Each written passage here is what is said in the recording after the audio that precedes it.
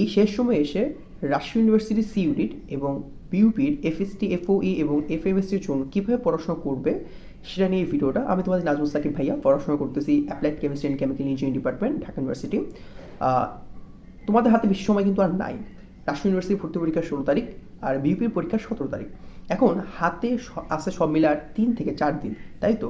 এখন এই শেষ সময়ে তোমার পক্ষে আসলে কতটুকু পসিবল সব কিছু কি নতুন করে রিভাইজ দেওয়া পসিবল, নাকি তুমি কি বই দেখবা, নাকি কনসেপ্ট বুক দেখবা, নাকি কোশ্চেন ব্যাংক দেখবা? কোনটা দেখা তোমার জন্য বেটার হবে? তারপর হচ্ছে টাইম ম্যানেজমেন্ট কীভাবে করা এক্সাম হলে, সেসব নিয়ে আজকে কথা বলবো এই ভিডিওতে। শুরুতেই যদি বলি, তোমার এখন আসলে এই সময় এসে সবার আগে যেটা ইম্পর্টেন্ট, 3টা কাজ করা জরুরি। এক হচ্ছে ফর্মুলা দেখা। যত বেশি পারো ফর্মুলাগুলো ভালো করে দেখো। এই ফর্মুলা বেসড যেসব ম্যাথ প্রশ্ন বা এমসিকিউগুলো আছে সেগুলো বেশি করে সলভ করো।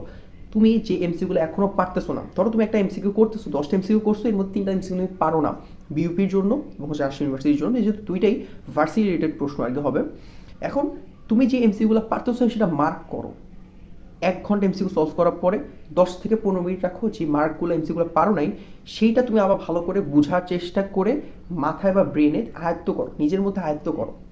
করলা সারাদিনে তুমি ধরো টোটাল 30 থেকে 40টা এমসিকিউ এরকম তুমি হইলো, বা 100টা এমসিকিউ হইলো যেটা তুমি অ্যাকচুয়ালি পারো নাই। সারাদিন ধরো অনেকগুলো এমসিকিউ সলভ করতে, এর মধ্যে 50 থেকে 100টা এমসিকিউ তুমি নিজে পারো নাই। দেখে থেকে সলভ না, না দেখে সলভ করা। দেন সেই 100টা এমসিকিউ তুমি তো শিখছো ফাঁকে ফাঁকে সময় নিয়ে, লাইক 1 ঘন্টা এমসিকিউ সলভ করার পর তুমি 15 মিনিট সে শিখছো, বা 40 মিনিট সলভ করার পর তুমি 10 মিনিট তো শিখছো। এভাবে সব কিছুকে রাত 8টা 9টা 10টার পর, মানে 10টাকে সার্টেন টাইম পর, 10টা 11টা পর সব কিছুকে অ্যাকুমুলেট করে আরেকবার রিভাইজ দেওয়া সেই না পারা এমসিকিউগুলো। এইটা জরুরি। কারণ এমনও হয়েছে আমি দেখছি যে তুমি একটা এমসিকিউ শিখে গেছো, এটাই পরীক্ষা হলে যখন আসলো তুমি সেটা পারো নাই। কেন পারো নাই? কারণ তুমি তো বারো হায়া আবার রিভিশন দেও নাই। তুমি রিভিশন দেও নাই দেখেই তুমি এগুলো পারবা না। তো ফার্স্টে যেটা বললাম, ফর্মুলা খুব ভালো করে শিখো, সেই ফর্মুলার যে এমসিকিউগুলো সেটা ভালো করে সলভ করো। এটা গেল। 2 হইতেছে তোমার হলো যে বেশি বেশি করে তোমার হলো যে কনসেপ্ট বুকের ইম্পর্টেন্ট থিওরিগুলো একটু দেখো।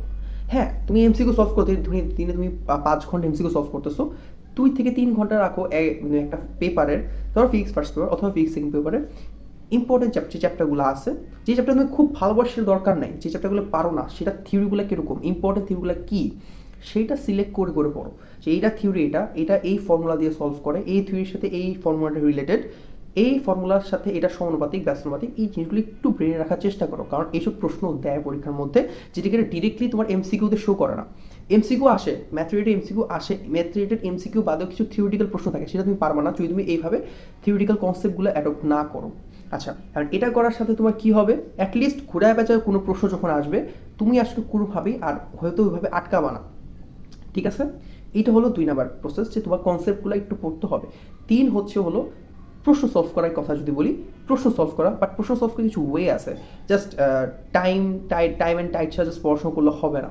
ধরো তুমি একটা টাইম আছে, ধরো তোমার 10টা এমসিকিউ সলভ করতেছো, তুমি 15টা এমসিকিউ সিলেক্ট করো যে আমি এখন 15টা এমসিকিউ সলভ করবো 7 মিনিটে।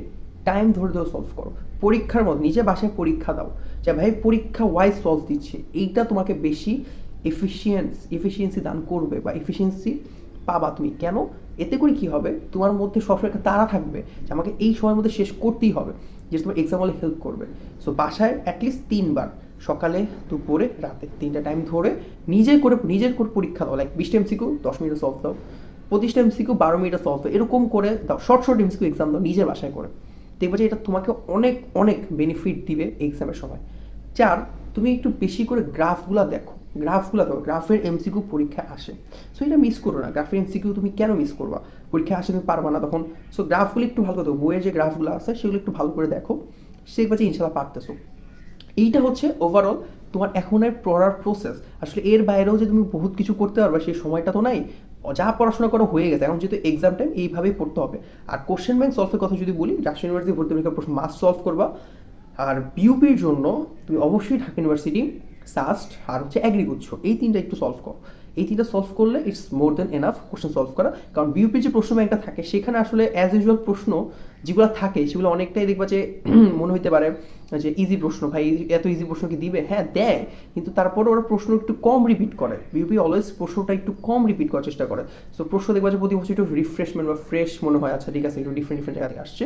তো আমি বলবো যে তুমি যদি ডিউ আর অ্যাগ্রি এবং হচ্ছে সাস্টের প্রশ্ন একটু সলভ করো, তাহলে ইনশাআল্লাহ তোমার বিউপি প্রিপারেশন নিয়ে কোনো ঝামেলা হবে না। It's more than enough. আমাদের জন্য, তোমাদের জন্য আমরা বিউপির এক্সাম ব্যাচ নিয়ে আসছি, চলতেছে অলরেডি।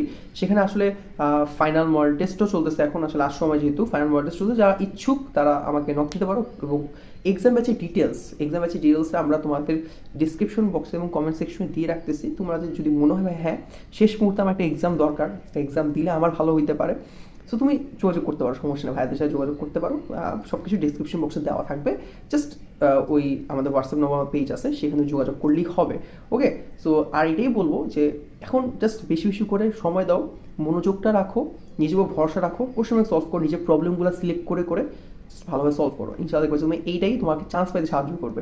কারণ তুমি যে বেজোর ভুলগুলো করো সেটা আমি ধরাই দিছি কীভাবে তুমি ভুলগুলো করবা। সেই ভুলগুলো না করলে দেখবে তোমার চান্স পাওয়ার ক্যাপাবিলিটি পার্সেন্টেজ আরও বেড়ে যাবে।